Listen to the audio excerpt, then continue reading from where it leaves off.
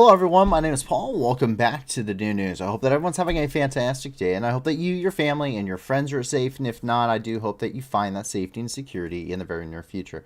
There's quite a bit of news coming out tonight, though it's a little bit less than normal, as it's been relatively quiet across the globe over the last 48 hours. A lot of stuff happening, obviously, to deal with the war in Ukraine, a lot of stuff happening in Israel and Lebanon over the past 48 hours, and a lot of news in general. But regardless of that, the whole point of this channel is to bring awareness as to what's happening throughout the world, which is why here's the new news, we're the news that goes back. We do mean that quite literally. 100% of everything that we do here is charity driven, so if you check in the video description below, you're going to find a ton of different organizational links. 70% or more of the donations that they receive go directly to their program, with 30% or less going to things like salaries and administration's costs, including our own initiative down there, which is Operation Guardian Support, where we are providing non-lethal aid and medical supplies to Ukrainian forces and medical personnel. So we are working on getting that up and going, and we are actually probably looking at providing some of our first shipments of stuff here in the upcoming near future. So keep tuned for that. And if you would like to donate, of course, the links are all in the description, whether it be ours or the others. And they do cover the whole globe, so don't just think you have to focus on Ukraine. There are plenty of other places as well if you are not wanting to focus on that. Places including Africa, including Southeast Asia, the whole globe in general. So please be sure to go and check them out. Other than that, we are working on getting a supply chain set up right now, and so a lot of that is actually done, and we are hoping, like I said, to get a lot of our own shipments for our own project out here shortly. But when it comes to the news directly here, please, if you are joining us tonight live, then feel free to jump into the live chat. I am more than happy to say hello. I already see Max who said hello. Hello, everyone. And if you have a question, feel free to ask it. I have no problem trying to answer questions to the best of my ability throughout the duration of the stream in real time. And so a lot of this has to deal with conflict. A little bit of background on myself if you happen to be new here. So I started the Marine Corps between 2016 and 2020. I served as an 0352 anti-tank missileman and a corporal with 2nd Battalion, 7th Marines. I ended up doing 2 tours to the Middle East. My first tour to the Middle East between October of 2017 through March of 2018. I spent about a month and a half in Kuwait during transit, but I spent 4.5 months in Deir ez-Zor and Al-Hasaka provinces there in Syria. So I spent a very decent amount of time there, especially working with the SDF and Special Operations Forces and fighting the Islamic State as part of Operation Inherent Resolve. I also provided stabilization efforts there in the northeastern part of the country. Came back to the United States, ran an armory as an NCO there for about 1.5 years, 2 years before redeploying as a Javelin team leader with Crisis Response Company stationed out of Kuwait, where I spent the vast majority of my time. From there, on New Year's of 2020, I actually was one of the 100 Marines that responded to the Baghdad Embassy complex when it was attacked. I helped resecure the embassy and provide security there, as well as overseeing all anti-armor operations over the Baghdad Embassy complex until about mid-February, when I rotated back to Kuwait for a couple weeks before going to Saudi Arabia to train Saudi Arabian Marines preparing to deploy to Yemen. I'm a subject matter expert in anti-armor warfare and armor doctrine. I am also, of course, a small unit leader, but I am also a fully cross-trained rifleman, a fully cross-trained machine gunner, a partially cross-trained radio operator, and a CLS certified Marine, meaning I've received additional training on top of the tactical combat casualty care, or TCCC, that most Marines are going to receive.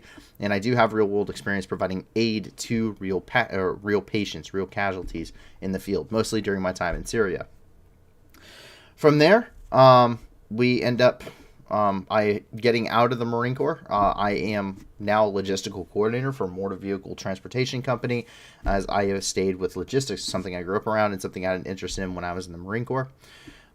I also have interest in other things, geopolitics, human geography, history, and science, particularly those 4. But I am not an expert. Expert or not, though, I please implore that you, as a viewer, please do your own research. And if you would like a starting point, our maps are always available on our website, as well as any of our other associated works. You can go on there and start your research from there if you would like to have a starting point. You can go through and follow along, as this one is already up on our website for tonight. And so with that, we get ready to move into the news, and we already have a question coming from Barbara Christina. It's always nice to see you, Barbara. I know you can't join in the streams as often as you'd like, but it's always happy to see. It says, "Hi, Paul. Did you hear about how the Russian ruble has crashed? 8 rubles to $1. That is an assessment, but that is not completely accurate, because the reality of the matter is that, and you can ask economists this, This is something I actually was listening to several different talks from different economists from the world during a couple of their forums. This is about a month or so ago. And the thing is that you can't really go through and accurately assess Russian economics. That is something very difficult for professionals to do, let alone someone like myself who's just trying to, get some basics on information to bring some awareness to it. But it doesn't necessarily mean that I am able to, it's something I can speak a lot on. What I do know is that the power of the ruble is really reported by Moscow to the World Bank, from my understanding, and that the World Bank is then reiterating that information and comparing it to other currencies throughout the world. And keep in mind that the exchange rates are constantly fluctuating. So it's not something that can be accurately tracked outside of what Russia is really saying it is, because it's not necessarily openly traded. So assessments based off of what you're seeing, it could be more or less accurate, but there's a lot of questions you need to ask in regarding to the authenticity of what's being stated. I wouldn't necessarily take it at face value, but I also wouldn't completely disregard it either. We do know that the Russian economy is taking quite a dip, and that they're using their, we call FEX, or foreign exchange, mostly based on the US dollar, in order to prop up their economy, which is one of the things that is going to be running low, since they're not accepting payments, and they're not accepting payments in dollars or anything. That actually kind of shoots themselves in the foot in some cases, because the reason that they are trying to force people to pay for certain commodities in rubles is to prop up the power of the ruble. The more you use it, the more powerful it becomes as a currency. And that's one of the ways to do it. It's not the only way, but it's kind of the methodology there. And that doesn't necessarily hold up true, because everyone's paying in their own sort of foreign exchange. And for the most part, most of that is compared to the US dollar, and it's not necessarily holding up very well, because they don't have a lot of US dollars. They don't have a lot of foreign exchange. They've used a vast majority of it up in their war chest, because this war wasn't anticipated to last this long. So that's part of it. General Armageddon, is this your Tinder profile? Nope, I do not have a Tinder profile. So good luck with that. No, it is not. So I am very happily taken, and have been for quite some time now. So I appreciate the question, but that is not what this is. And now we actually get to move here and into the news. We jump down here and into the capital of Ukraine. Of course, our special report here coming out of Ukraine. And here we have the solemn duty of reporting that child casualty update. So, quote, since the beginning of Russia's full-scale war against Ukraine, 467 Ukrainian children have been killed, 944 children have been injured. Most victims among children are from the Donetsk region. Moreover, 378 Ukrainian children were reported missing, and 19,544 were deported. At the same time, 11,090 Ukrainian children were found, and 328 returned home. That's coming from the press service of the Ukrainian Parliament Commissioner for Human Rights. And so that number is actually increasing, as we have seen it do for some time now. And this also we can see coming from the General Prosecutor of Ukraine, coming from their official office. They released this as of this morning. 78,889 war crimes and crimes of aggression thus far, 17,012 crimes against national security as well. A lot of hot spots taking place. Obviously, you can see where a large majority of these are increasing. And of course, we can see correlations there with the child casualties. Additionally, coming from the Ministry of Internal Affairs, specifically the ones that run the National Police of Ukraine, we continue to see this number climb. This is, wartime collaboration, encroachments on territorial integrity, the usual things that we, attribute to the war. We can further go on, those crimes against children specifically outlined. We can see these numbers once again corroborated with that quote.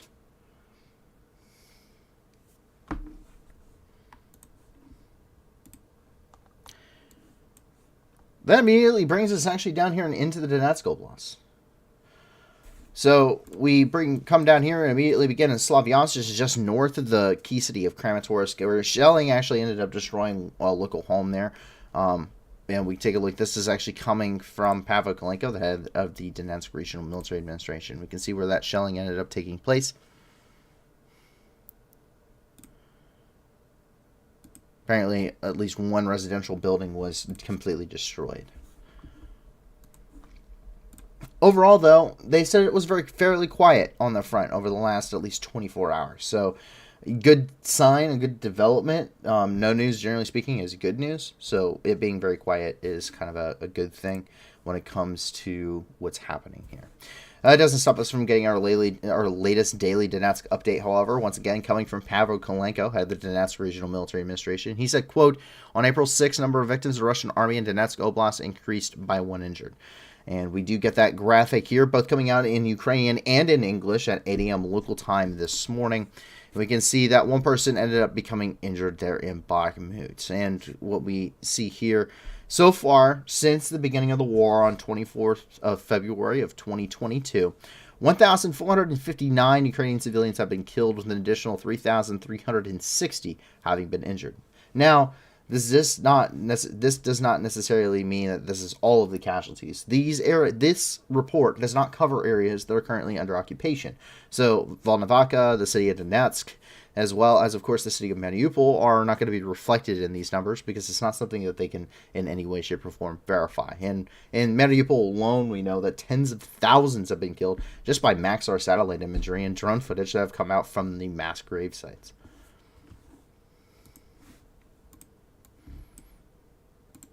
And the leading story tonight is trouble in Bakhmut.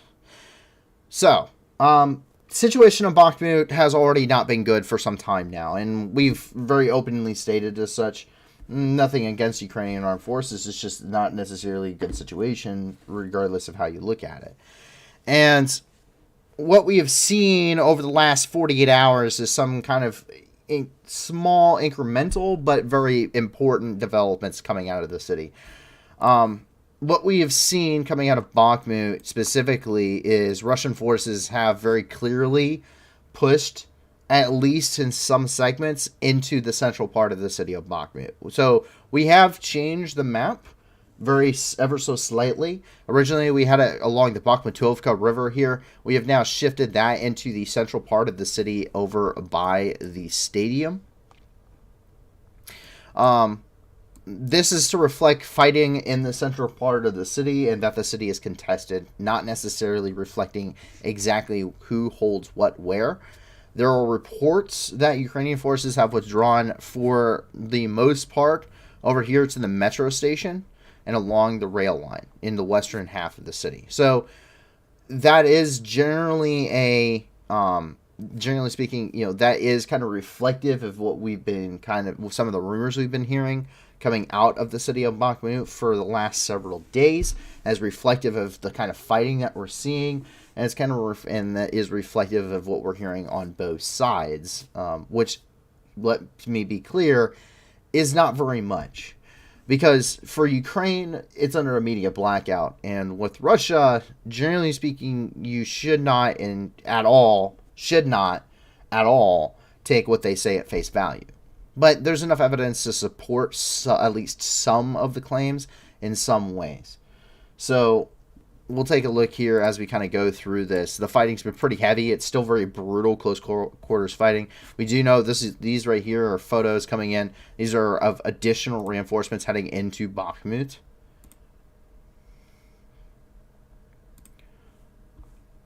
Which is where we get tonight's photo.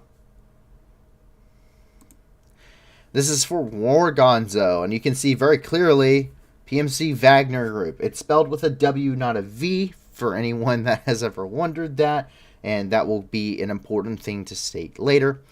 But we can see here the Wagner Group troops, and this is in the more central part of the city.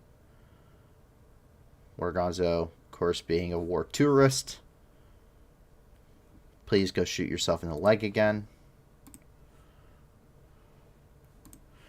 More photos once again coming out.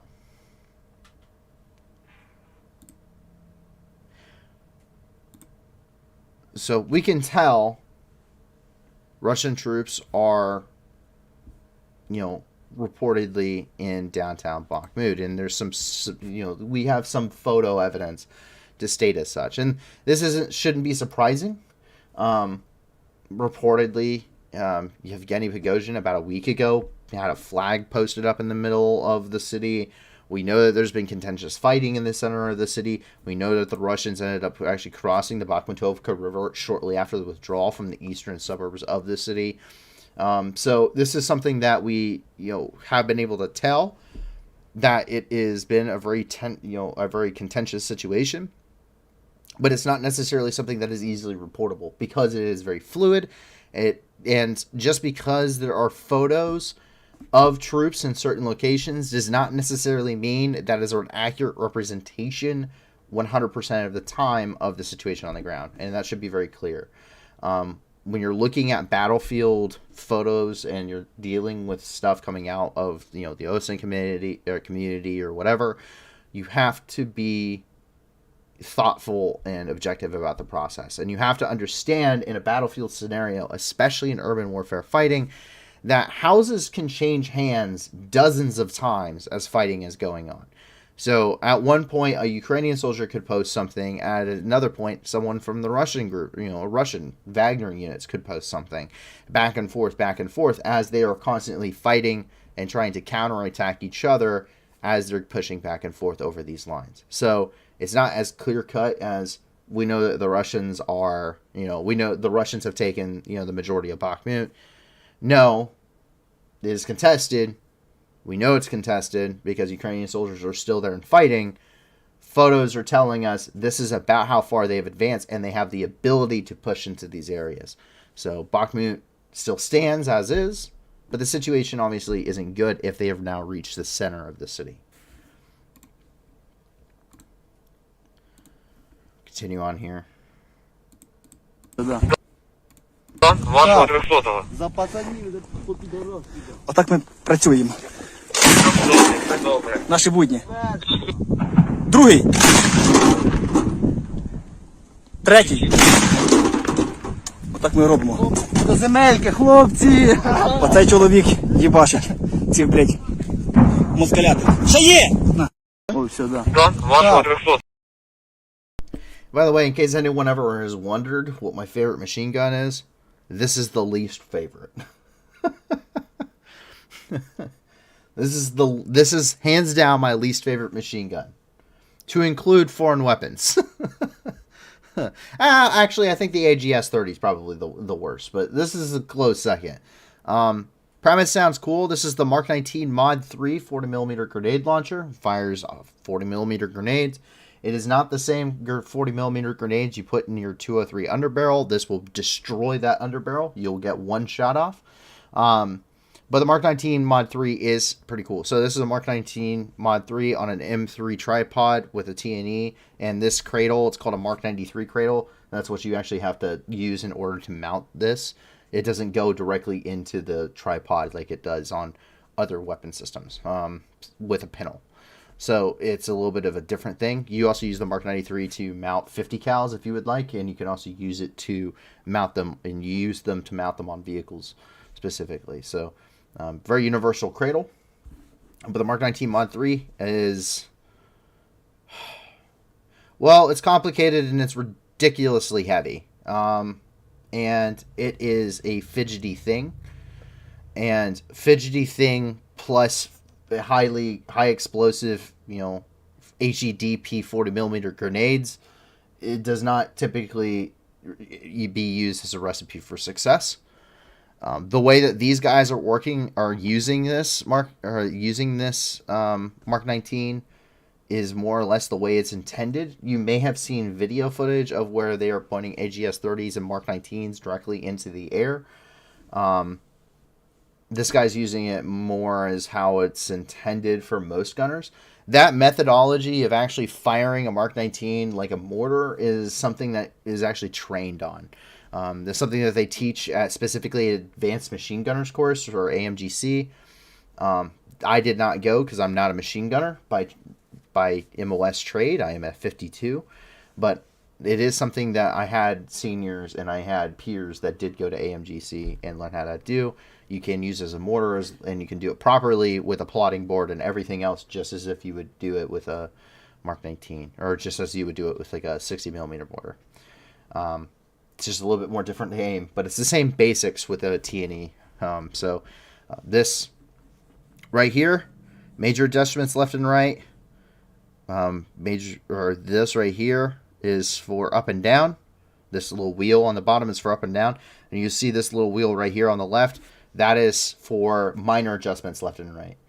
Because it's broken down into mils, but it has a very wide angle of fire. So for those that are kind of wondering what it is, and if you've ever wondered what my most hated machine gun is, being as I am a cross-trained machine gunner, that would be it. So this does have copyright music, but this is a Ukrainian tank you're rolling down through BAKHMUT. You see the tank traps there? Those are Czech hedgehogs, and they have weighted them down with concrete to make them even more difficult to move.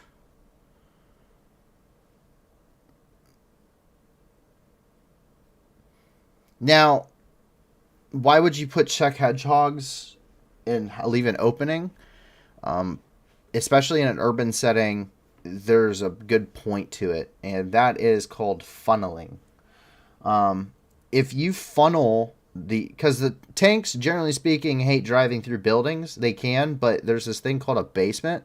You can see right here, they've completely blocked off that road.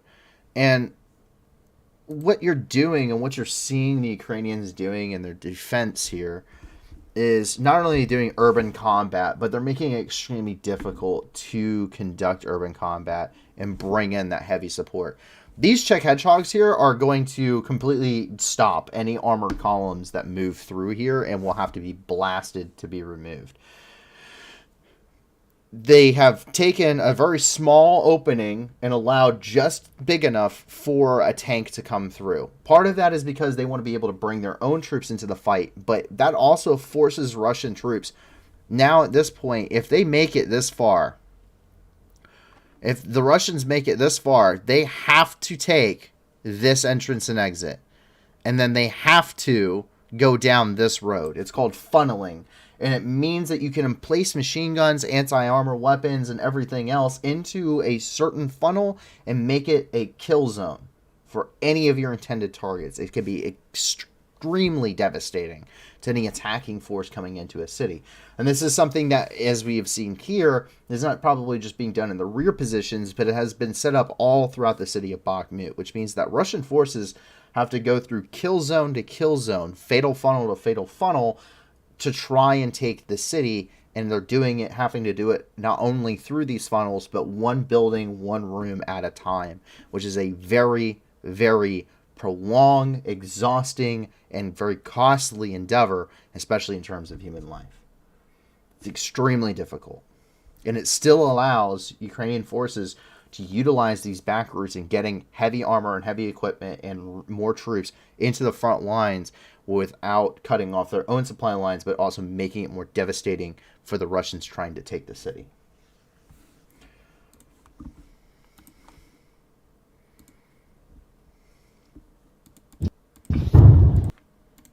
Реалии Бахмута, блядь. Ой, опять херня какая-то, блядь. Вечная, блядь. Ну уже Бахмут, сейчас будем заходить. Бо заезжать не вариант. Реалии Бахмута, блядь.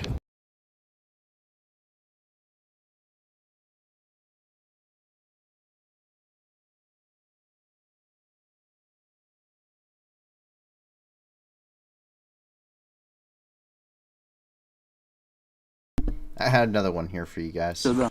to show you about the... No, there it is. Yeah, so in case you're wondering what season it is spring, and that means it's Rasputitsa season again. So all of those trenches that were already mud-filled, cesspools, now are mud and water-filled cesspools. Командир внедорожник, ебать. Пиздует, ебать, трактор на гусеницах.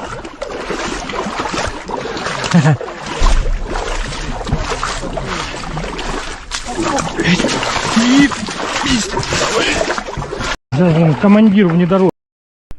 World War One in the 21st century, everybody. It is not fun. And there is no drainage sump that you can possibly dig into your trench to prevent this. This is awful. This is probably, the guys stationed in the trenches probably, I would say, have hands down one of the worst jobs of the war. This is awful. I've never had to fight trench warfare, but it's just unbelievable. I mean, I couldn't imagine. You know, I've done some pretty been like, well, this sucks. Like, just the whole embrace this sucks a lot kind of thing. That is beyond the this day couldn't get any worse, because this sucks a lot worse than a lot of the things I had to go through. No, I wouldn't say everything, but a lot of the things I had to go through on a daily basis. And I know for a fact it could get incredibly worse for these guys. So, in case you're ever wondering, you know, in case you're ever going, man, this day couldn't possibly get any worse, just imagine you're, you know, a Ukrainian or Russian troop soldier that's sitting in his mud-filled, waterlogged trench for hours on end, waiting for an attack to happen, because life just didn't suck enough. And it just got done snowing like 3 days ago. Bookham 40, welcome back. He says, Paul talks a cautionary tale about Ukrainian offensives. It's the third spring so far. No, it's the second spring so far. The war started last year. Well, the war didn't start last year, but the full-scale invasion did. The war started in 2014, in case I continue to forget to say and note that. Yeah, so he's right. I do talk very cautiously about these things. Well, part of it is I don't want to put anyone in danger whenever we're doing these streams. So I am very, very cautious when it comes to OSHA. When it comes to OSINT, what's coming out on the internet. I don't necessarily think everything that comes out on the internet is necessarily good to see. Loose lips sink ships and all that fun stuff. So part of it is wanting to keep people, you know, alive and safe and well. Even though I know that there's probably already delays in place for this stuff specifically, not everyone necessarily follows regulations, and life can suck a lot when they don't, especially in the age of modern technology. Secondly, I'm not in Ukraine. And even if I was in Ukraine, if I was reporting directly live from BAKHMUT, I would not have the full story, regardless. And I am in the United States trying to do an as accurate as possible news stream. There is no single source that will have all of the information. And just because you have some information doesn't necessarily mean that information as the most current. So you have to be cautious, because these situations, a lot of people make very big claims, and they will say certain things, and they will say this is how it's going to happen, or this is what's happened, or whatever. You know, this is something that's, you know, we can't say definitively what is happening. No one can. And it's a very fluid, war is a fluid situation. It is not a easily drawn lines on maps thing. It is a constantly evolving and fluid situation that cannot be easily condensed down into, you know, a couple hour stream or whatever it's going to be every single night, covering all of these events. There are so much in the detail, and the devil's in the detail. Without taking care of the small things, the big things never take care of themselves. There's so much devil's in the detail. I could spend weeks and weeks covering just small engagements that have happened already in the war, trying to figure out what happened, let alone what is happening now. And so I would like to err on the side of caution whenever I'm trying to describe these things, to, you know, in regards to this. Booker 40 says, I mean, urban combat will be costly for Ukraine when they attack. Always. If you're on the offensive, you will take more casualties, period. Talked about this, you saw in Balaclava, I believe it was over here. Yeah, Balaclava. when the very first thing that we knew about the counteroffensive, the very first thing I saw about the Kharkiv counteroffensive was a field hospital set up just outside BAKHMUT with photos of Ukrainian casualties coming in. This is the very first thing I saw about the entirety of the Kharkiv counteroffensive. I remember it very clearly. The very first note that I had, very first thing I saw in researching, and went, there's a counteroffensive ongoing. Because yes, anyone on the offensive will take more casualties than someone on the defensive. That is the general rule of thumb of warfare. If you don't, it's considered a great offensive. Heavy losses at the first initial push, but the rest of the counteroffensive swept through pretty much all of the Russian lines, and we saw a complete collapse, which in turn had minimal casualties as a result. It was very much a minimized casualty situation for the Ukrainians in that counteroffensive past the initial step off point. So, that's a really good counteroffensive. It's when you're throwing tens and tens and tens of thousands of troops into a single battle and becomes a slugfest, and it becomes a decisive engagement when it didn't necessarily need to, that you suddenly, the Russians in every other sector, because of Bakhmut and Soledar and Toretsk and Zaitsev and Berestove, because of these, and Belhorivka, because of this, here, because of this 23-mile stretch here, the Russians have lost the initiative. Any initiative that they had, any gains that they could have possibly made, because they finally took Soledar, which took much longer than it probably should have, any gains, any advantage that the Russians had, but before the Kharkiv counteroffensive, before any of this, before really the Battle of Bakhmut, and especially after the Battle of Bakhmut really ramps up, the Russians lose all of the initiative. You hear that term, and you hear it repeated over and over again. What does that mean? They lose the initiative. They lose the momentum. When it comes to maneuver warfare and breakthroughs and trying to beat your enemy into submission, it is about controlled chaos and violence of action. Generally speaking, now there are some guys that can do this. I'm not saying there aren't, because I have had the wonderful privilege of working with and training with guys good enough to do this. But they were special operations forces. And generally speaking, the only guys that are doing nice and quiet, kicking in the door in urban combat especially, are special operations guys doing night raids. Once rounds are going off, once you're kicking in doors, especially as a standard grunt unit, you're kicking in that door and you are being as loud and as violent as possible going into that building. The wonderful words of my seniors were, if you're going to kill something, kill it with the utmost amount of, destruction you possibly can bring to muster. Go as, if you're going to kill something, you better make sure it's dead.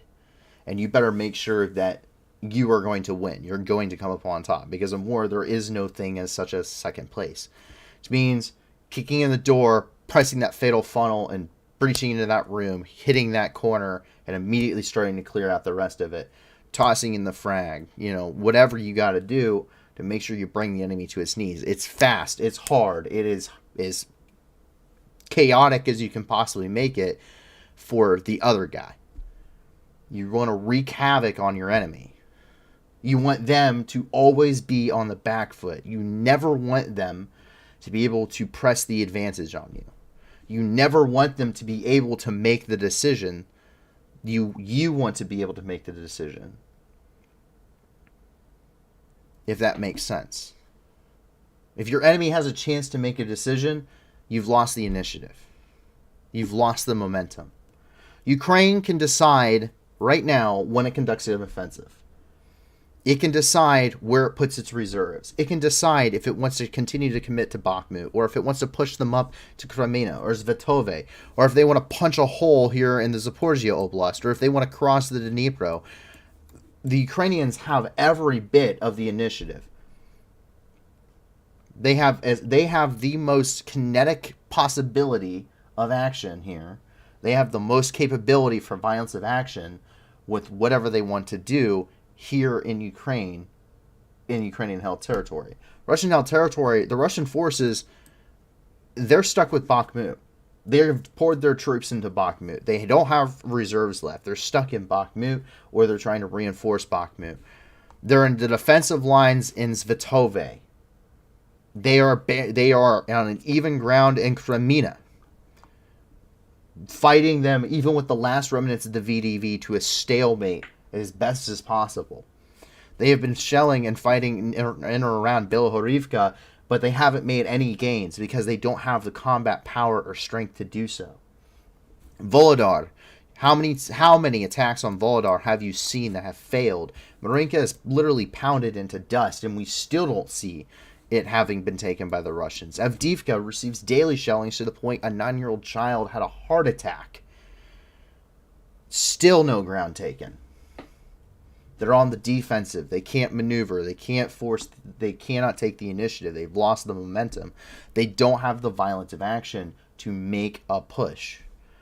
They are on the back foot. They are not acting. They are reacting to the situation. If Ukrainian forces can decide to conduct a major offensive that will have devastating consequences anywhere in these sectors, any of these sectors, no matter how much the loss of life may be, regardless of that, they're capable of bringing a lot of destructive action to bear. The Russians don't have the reserves to fill the gap if need be, and they don't have the ability to conduct a lot of operations simultaneously. They can either focus on Bakhmut or they can focus on conducting an offensive. That is their decision. And we know that they can't conduct an offensive. Otherwise, they would already have tried. So, they've lost the initiative. They've lost the momentum. They are on the back foot, and Ukraine and everything they're doing is keeping them on their back foot. The Russians, as long as they are dedicated to Bakhmut, cannot move forward with any of their other objectives. They cannot reconcentrate their forces and punch through anywhere else. Volodar will always be a sideshow as long as the Battle of Bakhmut continues. They have been fixed in place, and now we wait. So, whenever you're hearing that term, that's what they're saying. If you're always on the back foot, who would you rather be? The guy pushing somebody or the guy being pushed? It's a lot harder to push back if you're the one getting thrown around. And with that, that is everything inside of the country of Ukraine. That's not everything in the world in general, though. We have plenty of other news coming out internationally. We jump over here into Paris, France, where we see that protests are continuing. At this point, they are still calling for the overthrow of Macron.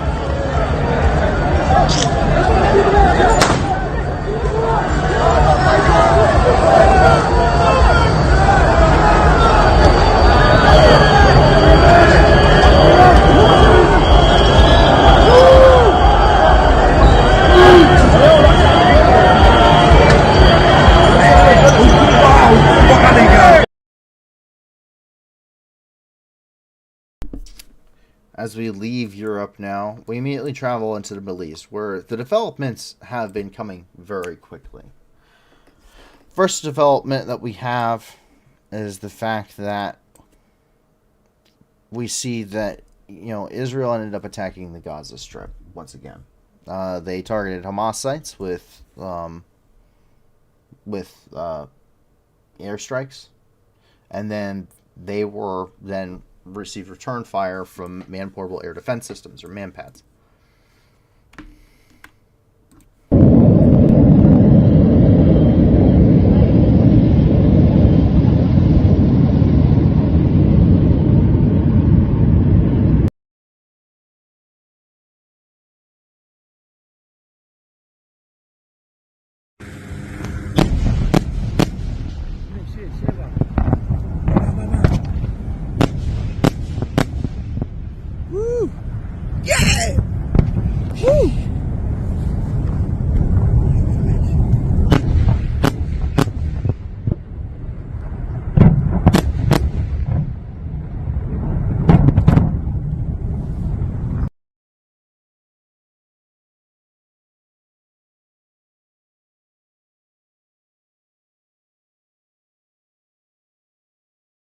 You can see lots of photos here.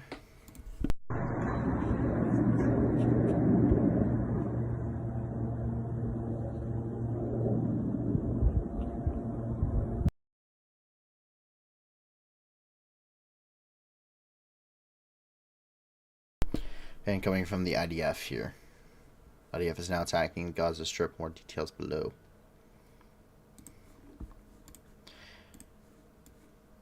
Car ended up ramming into pedestrians in Tel Aviv.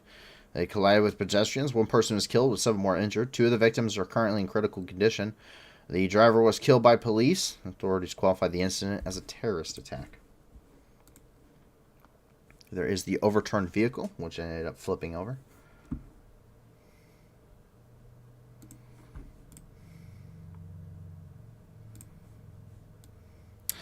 Rockets were fired from Lebanon at Israel. The northern regions of Israel were subjected to rocket fire from Lebanese territory. Dozens of missiles were fired, most of them shot down by the missile defense systems. The rocket fire hit several buildings in Shlomi and Basuta in the northern Israel. One person was wounded by fragments of the fallen ammunition. Another was injured while trying to get into a bomb shelter. Israeli Prime Minister Netanyahu convened a Security Council to decide on a response. It is reported that against the backdrop of the conflict, the airspace on the border of the countries is closed and an attack by Israeli aircraft is expected.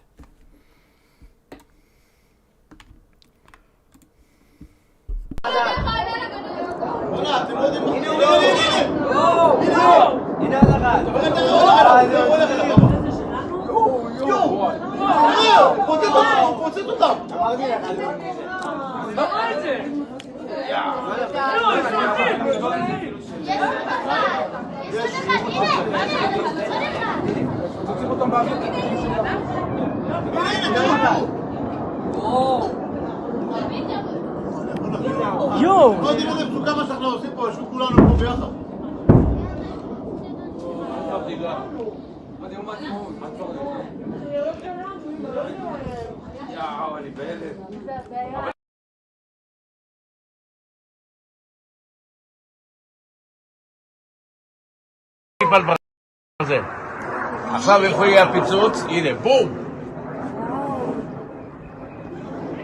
ראית אותו? הנה עוד אחד. תצלמי. הופה, מוריד אותו עכשיו. וואו! הנה עוד אחד. עוד אחד.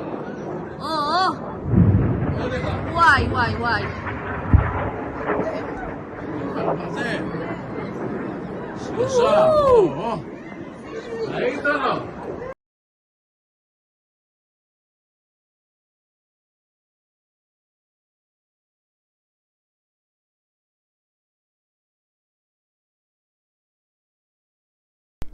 Let's see. Obviously, like I said, the Iron Dome defense system isn't completely perfect.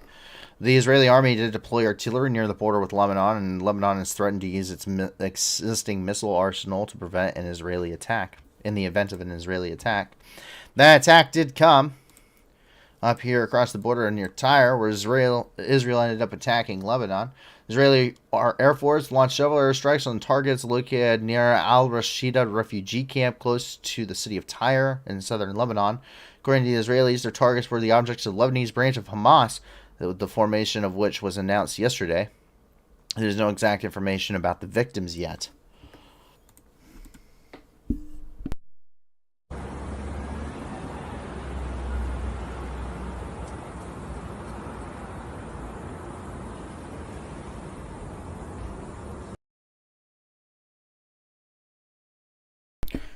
It became known that the Hamas object in Lebanon that the Israeli bombs is the house of a banana farmer and the nearest road with a power pole.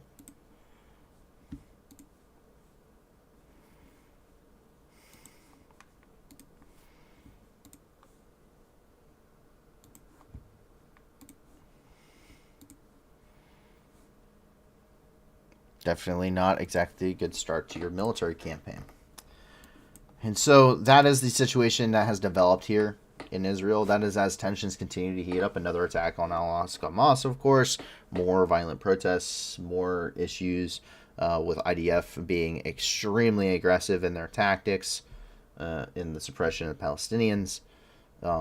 Very, very volatile situation within the whole region right now, especially in this section of the world. So we'll have to see how that situation continues to develop. But it could develop quite rapidly.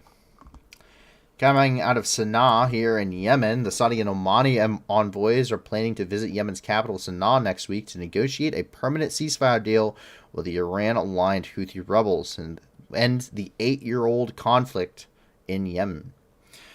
The move signals regional rifts are easing after rival Saudi Arabia and Iran agreed to restore relations last month following years of hostility and backing opposite sides in the Middle Eastern conflict. If an agreement is reached, the parties could announce it before Islam's Eid holiday starting on April the 20th. If you'd like some more on that, you can go and check out Reuters.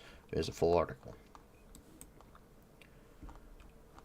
Coming out of Herat, Afghanistan, 13 Islamic State militants killed during a counterterrorism operation.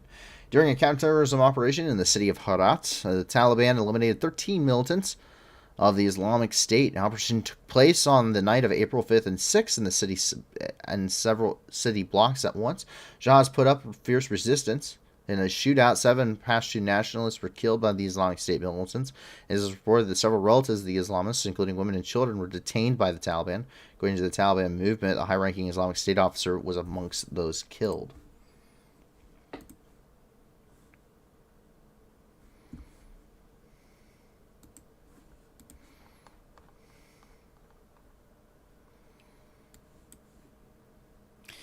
And so we jump over here across the Atlantic. We end up here just north of Seattle, where thieves ended up getting away with over $500,000 worth of iPhones.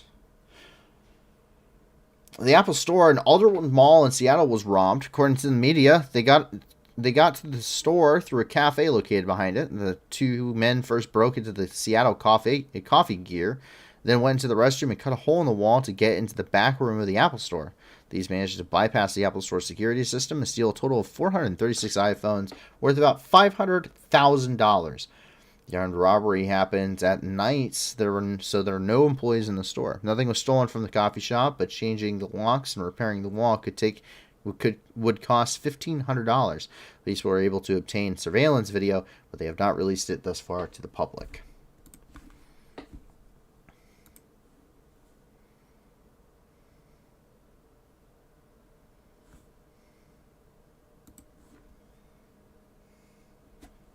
Can't the stolen phones be disabled? I have no idea.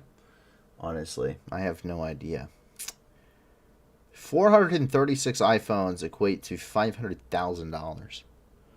That really, I think that's another thing that kind of blows my mind, is the fact that 500 iPhones. How many people have iPhones? New iPhones. And that, how many millions of dollars worth of iPhones that is. according to what they're being sold for. Personally, I'm not an Apple person, so it just kind of blows my mind how expensive Apple is.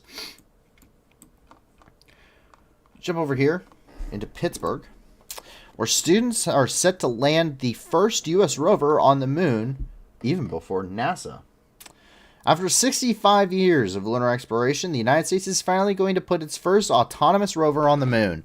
But this mission won't be helmed by NASA engineers. Instead, it is the brainchild of a dedicated group of college students.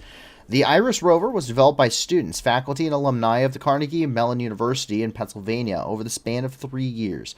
It is being carried to the moon as part of NASA's Commercial Lunar Payload Services, or CLPS, program, and the agency's foray into partnering with the commercial space industry. Initially, it was scheduled to launch in late 2021 or early 2022, but setbacks in NASA's moon agenda delayed the launch to this spring.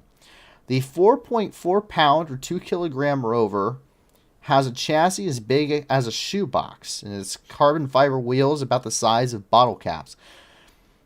Its 60-hour-long mission will be primarily visual one, snapping images of the moon's surface for geographic study. It will also test new localization techniques as it transmits data about its position back to Earth.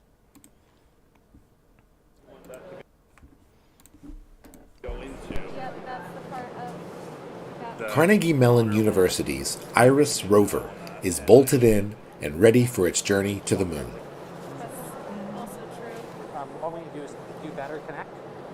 The tiny rover passed a huge milestone on Wednesday, December 1st, when it was secured to one of the payload decks of Astrobotic's Peregrine lunar lander, which will deliver it to the moon next year.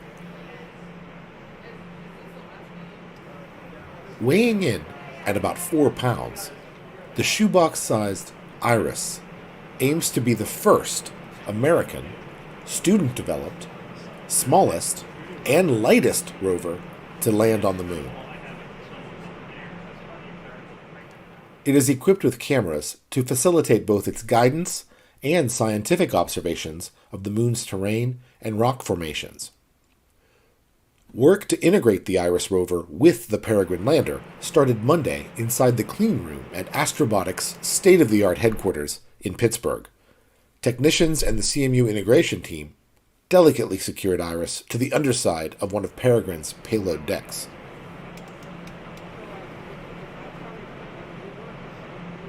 Before IRIS could be attached to the lander, the rover had to pass a series of tests to ensure that it could fit in its allotted space, withstand the vibrations expected during launch, endure the vacuum of space, and survive the temperatures expected on the moon.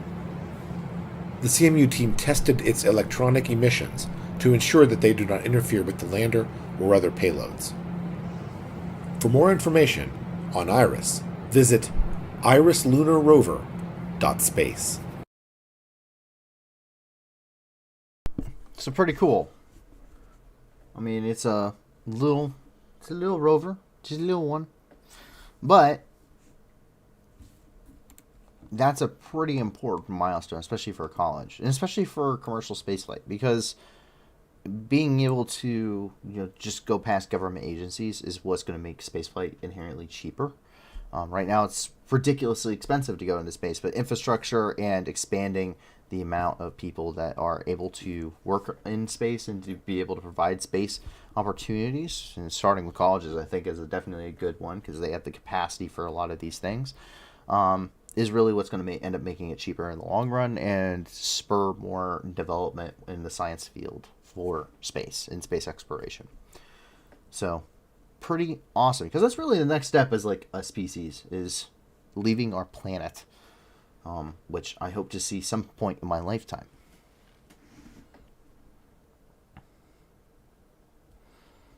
Yep, they said it was scheduled for May.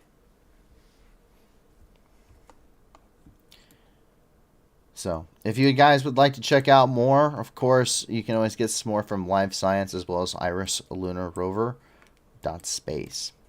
But that is actually it when it comes to the news tonight. That's everything we have, at least from our sources for tonight. Relatively quiet, but that's not a bad thing. No news generally means good news. And so with that, I hope that you guys have not necessarily enjoyed, but I hope that you guys have found this very knowledgeable. I hope that you guys will join us once again on Monday at 10 p.m. Eastern Time, 9 p.m. Central for another 48 hours of news and review. In the meantime, I hope that you will jump down into the video description and support the wonderful organizations in the description below. They could really use your donations. Once again, 70% or more of the donations they receive go directly to their programs, and with 30% or less going to things such as salaries and administration's costs. We also have our own initiative down there if you'd like to go ahead and donate to that one as well. And if not, that's fine. Help us spread the word and spread the channel. The more people that come here, the more of an impact this community will have. In the meantime, I hope to see you guys back here. I hope that you, your family, and your friends remain safe. And if not, I do hope that you find that safety and security in the very near future. My name is Paul from the New News, and have a fantastic rest of your night, everybody, and have a great and fantastic and fun weekend. And bye now. Going home, Russian soldiers, going home. Бо ми всіх вас тут змішаємо з багном. Істрія до волновахи, чудно кличе, діти нахуй. Тут працює ЗСУ і ТРО.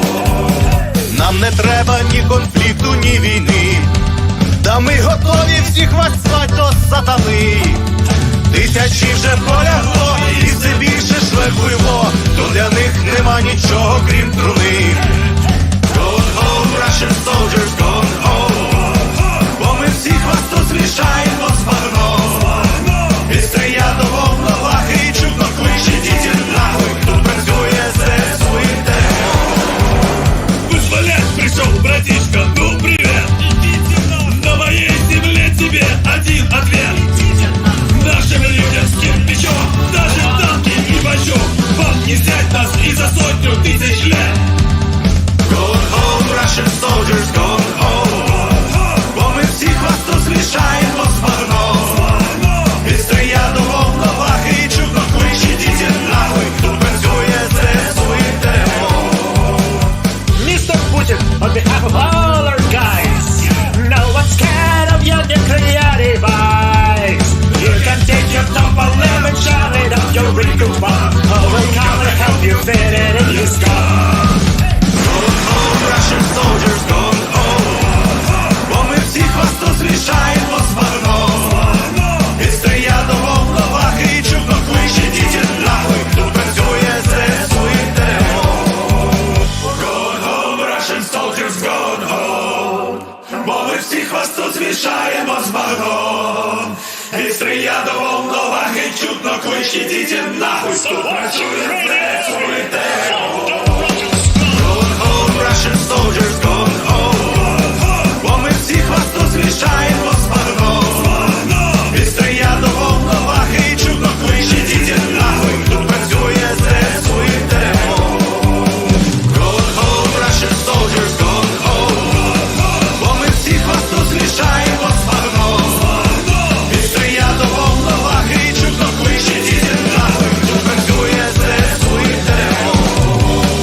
Ідіть нахуй.